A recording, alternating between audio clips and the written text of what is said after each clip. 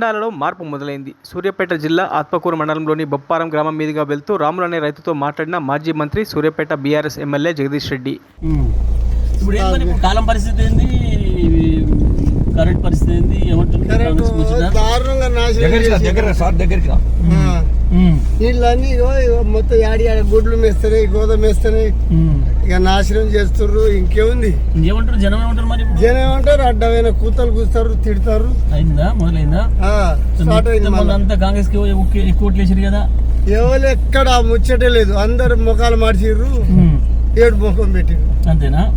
మరి పార్లమెంట్ లో మనం సక్క చేస్తారా? మరి పార్లమెంట్ లో మన ఆడికి పోవు, వాళ్ళకి ఈడికి ఎవ్వరు చెప్పకుండా వాళ్ళ మనసుకు అప్పుడే వచ్చిందా? తండల మార్పు వచ్చిందా? మరిన్ని అప్డేట్స్ కోసం మా ఛానల్ ని సబ్స్క్రైబ్ చేయండి.